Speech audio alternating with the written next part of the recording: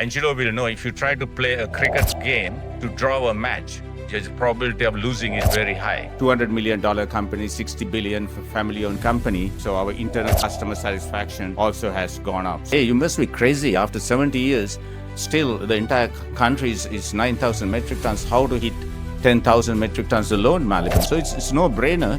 You have to go outside. Because Sri Lanka is a very saturated market. And then we did some brainstorms, so we did some inquiries, this, that, and in fact,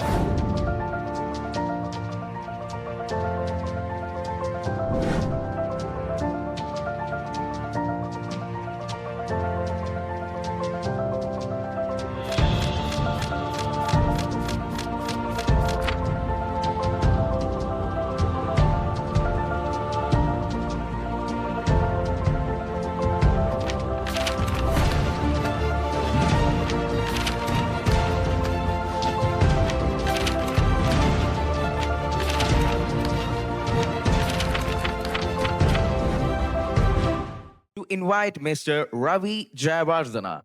Mr. Jayawardena currently serves as the Group CEO of Maliban Group, a leading conglomerate in Sri Lanka with extensive experience in management, strategy, and business development.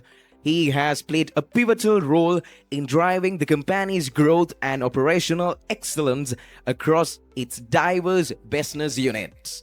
Before joining Maliban Group, Mr. Jayawardena held senior leadership roles at multinational companies including Coca-Cola Beverages Sri Lanka Limited and Unilever Sri Lanka, where he gained significant expertise in sales, marketing, and organizational management. He holds a graduate degree from the University of Sri Jayawardenapura and MBA from the Postgraduate Institute of Management Sri Lanka. In addition to his executive responsibilities, Mr. Jayawardena serves as an independent, non-executive director at Cargill's Bank PLC and Diesel and Motor Engineering PLC. Through his leadership, he continues to contribute to strengthening Maliban Group's presence and fostering sustainable business practices in Sri Lanka. Ladies and gentlemen, let's welcome Mr. Ravi Jayawardena.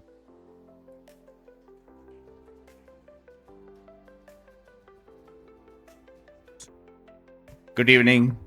Thank you very much for the generous interaction. So what I will do the next 10 or 15 minutes, I will try to go on the same line with the earlier experts panel. Of course, they covered some excellent points in terms of the human and leadership stuff. So if you take Maliban as a company, when you say the topic is leading in challenging times, in 2020, on the 7th or 27th of January, when the COVID hit Sri Lanka, the first patient, the crisis situation from, I think earlier panel also said the same point, from pandemic to forex crisis, we are continuously going through that same, though current situation is somewhat better, but what we see is this challenging time will continue for a few years.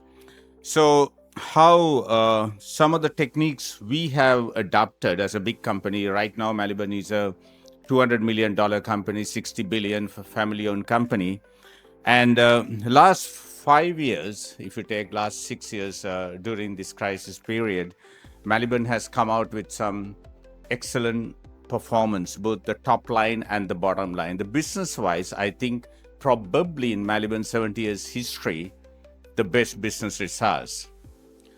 What we reckon is that is secondary. The business results are always good, but the two significant things more than the business results, what we have achieved, is that we got the customer side, the most trusted and respected brand in Sri Lanka, beating some big multinational brands, the number one brand in Sri Lanka among the customers. So that's a major achievement than the business results.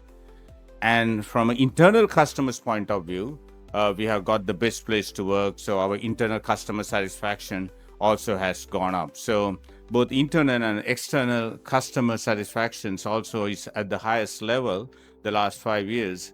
And top of that, the icing on the cake is the business results. So what I will try to explain is that what are the things that we have done uh, uh, to achieve that. As the earlier panel said, the human resource factor.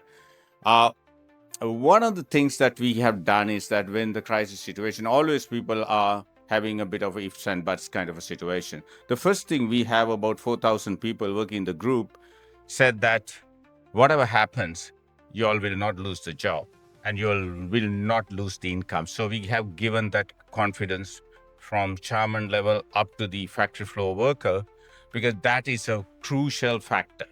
Because if you are in a very uncertain environment, and if you feel that there's a possibility of losing your job, then then there's nothing to talk beyond that. That's number one.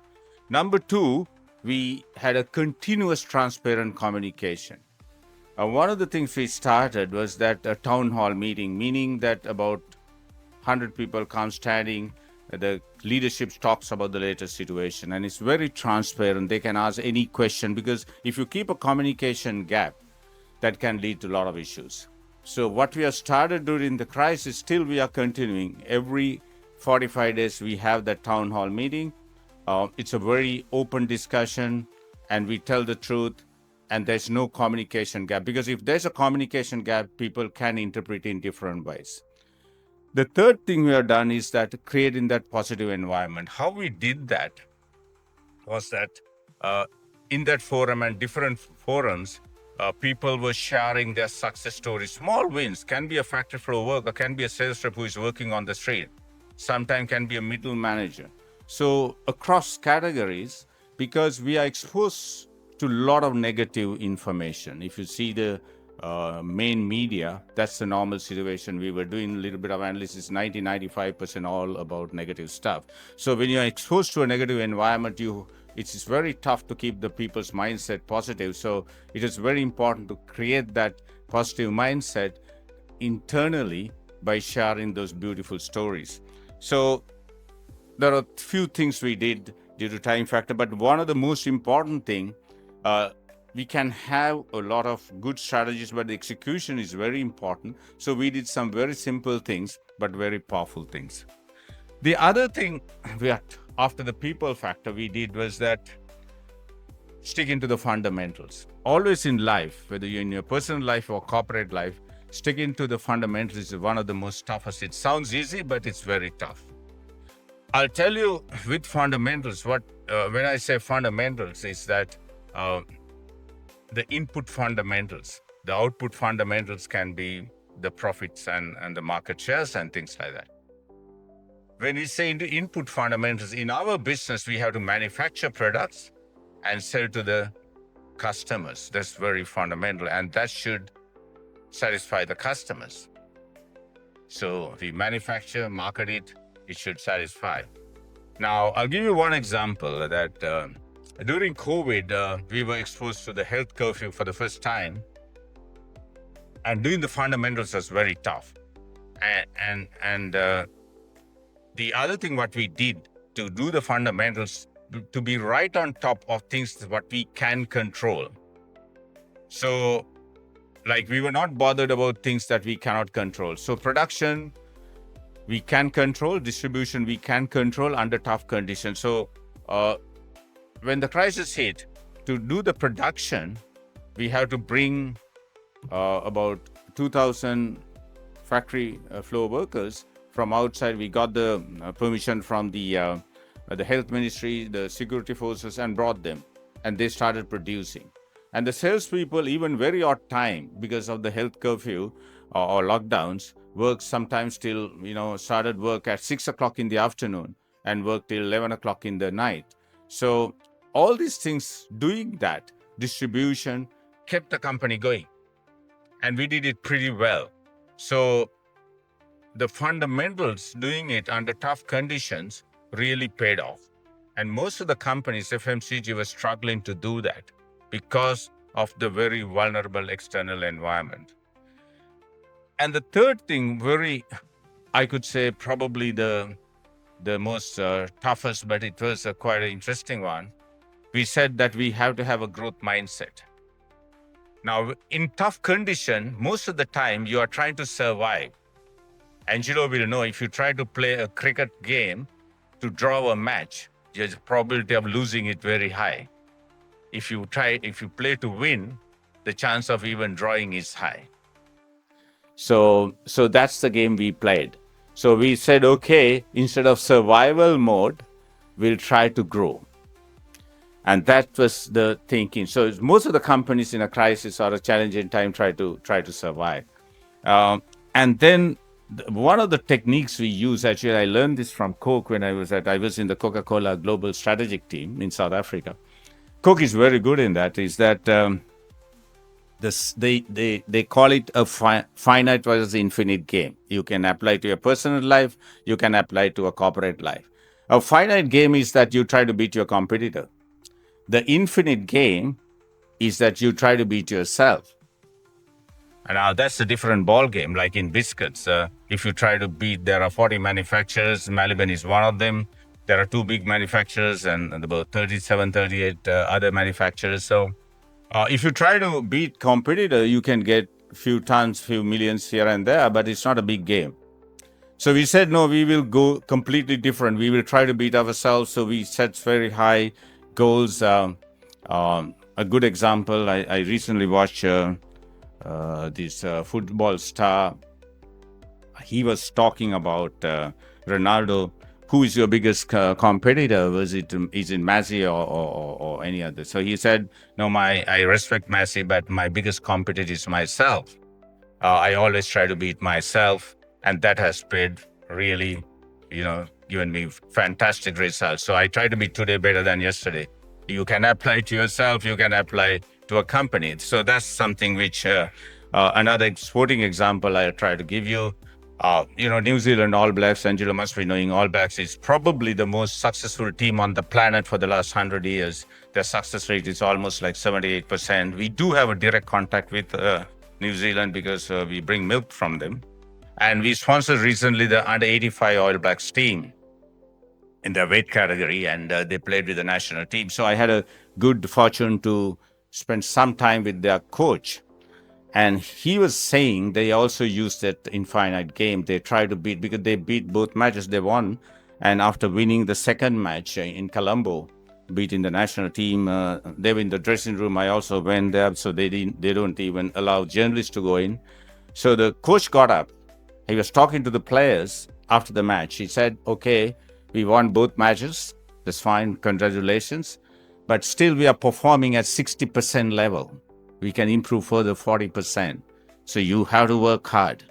So he was really punching a lot of energy, saying, hey, don't get complacent, guys. You're done well. But this is a sort of long way to go. That's something you challenge your own performance. So when Maliban did that, I'll give you a classic example. Sri Lanka total biscuit market is about 9,000 metric tons. And for a year, about 100,000 metric tons. 100,000 metric tons are consumed. It's manufactured by 40 manufacturers and by the entire country. So our per capita consumption of biscuit is pretty high. So we decided, okay, we want to hit 10,000 metric tons for a month. That is more than the national team. So that's the mindset. Sometimes you say, hey, you must be crazy. After 70 years, still the entire country is 9,000 metric tons. How to hit 10,000 metric tons alone, Maliban? So it's no brainer. You have to go outside, because Sri Lanka is a very saturated market. And then we did some brainstorms. So we did some inquiries, this, that. And in fact, so we got the Reliance connection. Because Reliance consumer side, Reliance is the biggest company in India. Their consumer division, head is an ex-Coke guy called Krishnamurthy Kumar. So I got connected. Actually, Muthu Murudaran also helped me to do that. He's a good friend of mine. So, this happened about 3 years ago. So now we are manufacturing biscuits in India under Maliban's brand name. Last week, their top team came here. Reliance net worth is more than the Sri Lankan GDP. They're about 140 billion company. And when you have a giant partner like that, so they're investing heavily. They said in 5 years, they will sell 100,000 tons of Maliban biscuits in India. So it's more than the Sri Lankan total tonnage. So that if you're big in India, you're big in the world, because India is probably one of the largest FMCG or largest economics one of the largest in the world, and really growing at a rate. So you can see from IPLs how what sort of money they have. So we are very fortunate to partner that. But what I want to tell you is that in a crisis situation, these opportunities comes if you really looks for. So you have to, in your mind, you have to have that, okay, this is an opportunity for us to grow, because everyone is trying to survive. And I can tell you, in 7 years, we will achieve what we couldn't achieve in last 70 years. That's for sure. So, ladies and gentlemen, just to sum up, I will not take you because the dinner is around the corner. And so, we are a little behind the time in terms of schedule. In a crisis situation, always look into the people factor. You have to win inside to win outside. But I was seeing at one of the PIM research, most of the companies' real competition is inside. That's a very sad way to run companies. You are trying to compete to beat the other person. So it's not the right thing. So if you have to work together, like in sports, to win the sort of game. The second thing is try to stick to fundamentals. It sounds easy, but one of the most difficult thing to do. And the third thing is select your game. Always play the infinite game. Don't try to beat anybody, try to beat yourself. Think big. At least you aim high, you will end up somewhere. So always the top companies, I always take Apple and Nike as two big companies. I had the fortune of meeting one of the leading directors of Nike. He said Nike and sort of Adidas, in terms of functional qualities, there's hardly any difference. He was not talking about Reebok, perhaps, but Nike is dominating in most of the markets, right? Because they have a system, they always select. So we try to beat ourselves. We continuously develop, not only in product quality, the how they manage people, how they manage marketing. Probably one of the best marketing companies in the world. Even Apple, Steve Jobs followed Nike in their marketing stuff. So without further ado, thank you very much and enjoy the evening. All the best.